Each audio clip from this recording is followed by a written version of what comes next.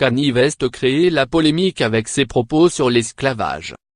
Mardi 1er mai, lors d'un entretien d'une durée d'1h45 diffusé sur The Breakfast Club, émission de la radio new-yorkaise POE 105.1, il a évoqué pêle-mêle la dépression nerveuse qu'il a connue fin 2016, les tensions avec un autre rappeur, Jay-Z, et son point de vue sur Donald Trump. Dans cette interview, il a expliqué avoir été vexé de ne pas avoir été invité à la Maison-Blanche par Barack Obama. Le président démocrate, originaire de Chicago comme Kanye West, l'avait traité d'abruti en 2009 pour sa conduite au MTV Video Music Awards, lorsque le rappeur avait interrompu la cérémonie pour proclamer que Taylor Swift ne méritait pas sa récompense. Il ne m'a jamais appelé pour s'excuser, s'est-il plaint. Kanye West a aussi évoqué les futurs billets de banque à l'effigie d'Harriet Tubman, figure de la lutte contre l'esclavage, déclarant: quand j'ai vu Harriet Tubman sur le billet de 20 $, c'est là que j'ai voulu utiliser le bitcoin. C'est comme tous les films d'esclaves. Pourquoi tu dois continuer à nous rappeler l'esclavage? Pourquoi ne mettez-vous pas Michael Jordan sur le billet de 20 $? Après la diffusion de cet entretien, le rappeur s'est expliqué sur TMZ, site spécialisé dans les célébrités, déclarant: on entend parler de l'esclavage qui a duré 400 ans.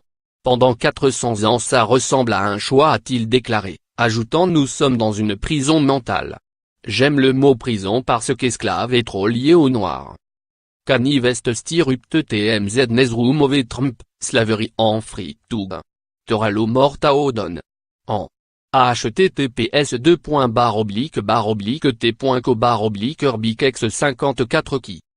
Van Lathan, un animateur de TMZ, s'en est immédiatement pris au rappeur. En fait, je ne pense pas que vous pensiez à quoi que ce soit, a-t-il lancé, ajoutant que West mène une vie d'artiste, alors que nous autres, noirs, faisons face à toutes sortes de menaces. La marginalisation que nous subissons découle de ces 400 années d'esclavage dont vous dites qu'elle est un choix de notre peuple.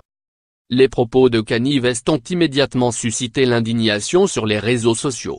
Simone Descender, chroniqueuse politique sur la chaîne de télévision CNN, a mené la charge sur Twitter. Kanye est la caricature dangereuse d'un noir libre penseur en Amérique. Franchement, je suis dégoûté et j'en ai marre. Enfin, je ne peux pas croire que je doive le dire, l'esclavage était loin d'être un choix. L'ANAC, une association de défense des droits civiques, a aussi réagi sur Twitter. Il y a beaucoup de fausses informations qui ont été sorties et nous sommes disposés à apporter l'éclairage nécessaire. Le peuple noir a combattu l'esclavage dès le moment où il a mis pied sur ce continent.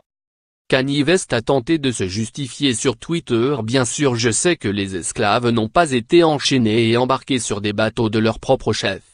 Je voulais dire que le fait d'être resté dans cet état alors que nous étions plus nombreux signifie que nous étions mentalement esclaves.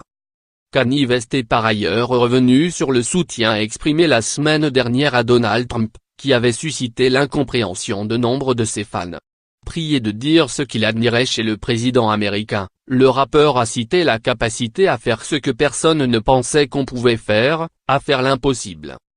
L'auteur de la chanson Josu Valk est également revenu sur son hospitalisation de 2016, intervenue après une série d'annulations de concerts et des diatribes politiques. J'étais sous l'emprise de la drogue. 2 jours avant d'être admis à l'hôpital, je prenais des opioïdes. J'avais une dépendance aux opioïdes.